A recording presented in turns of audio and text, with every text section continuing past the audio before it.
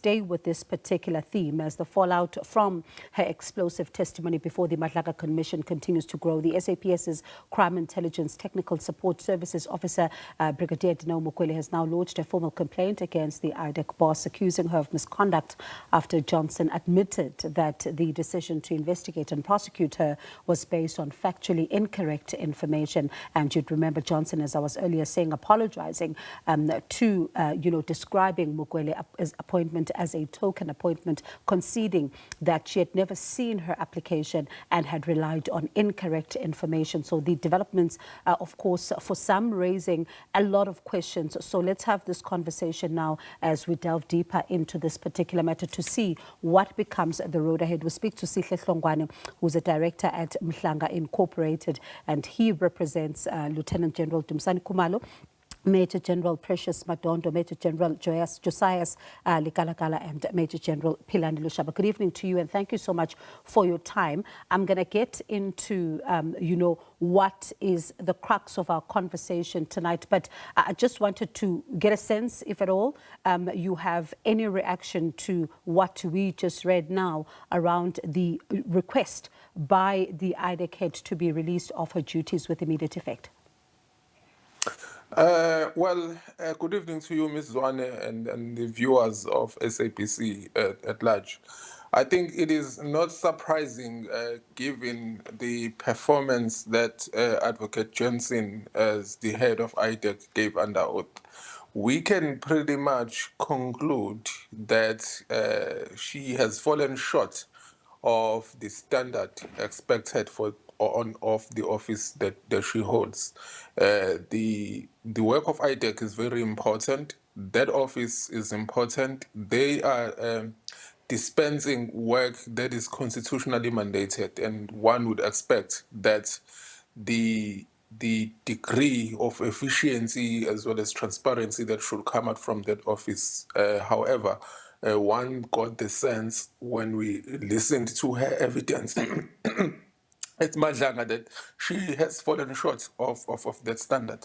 I don't want to make any further comments in respect of her testimony because she is currently still on the stand. But as things stand, it is clear that the request for her to be released in her position is inevitable because it is clear that she's falling short on the standard that is expected of her, as well as the ethical duty that she has as an advocate of the High Court. There are certain requirements in terms of ethics that we should have, and a certain level of diligence and honesty. And we can safely say that it was there for everyone to see that she came short of those standards. And I know that, of course, she's still, before the Madlanga Commission, but what are you able to tell us about how your clients have reacted to what the nation has heard? Well, our clients from the onset, before even the revelations that happened at Madlanga occurred, our clients had firstly raised the issue that the Section 27 referral was not there. And this view was fortified more when we looked at her evidence in the ad hoc committee when discovery was made and this Section 27 referral was not there, because one would expect that when an investigation of this nature is carried out by IDAC, the first point or the first document that should be provided in discovery is an actual document that confirms that IDAC had the requisite jurisdiction and authority and mandate, obviously, to deal with the matter. When that document was not there and it was requested, and a certain resistance was received from IDAC in that respect, and you would recall at the ad hoc committee inquiry, when the issue of the Section 27 referral was raised by the members of the committee, there were certain undertakings that were made by Advocate Johnson to provide this Section 27 referral, which we understand she never did. But now we have established from Madlanga Commission that the Section 27 referral, firstly, came late when the investigations were fully underway, and we also learned that at the time the Section 27 referral is scrutinized. In all respects, the Section 27 referral was deficient to the requirements that are set out in Section 27 of the NPA Act, and those requirements are there for the reason. And it is clear that at that particular point in time, the head of IDAC would have known from that referral and affidavits that the referral is deficient. But importantly, what we gathered from the commission is that in actual fact, the matter was referred to IDAC through the office of the minister, through his chief of staff, Mr. Cedric Ngabinde. By that time, when the actual affidavits from Mr. Fadil Adams, MP, was made, the investigations were fully blown against our clients. So from that standpoint, we are of the view that IDAC acted without its mandate and acted without the relevant authority to do so.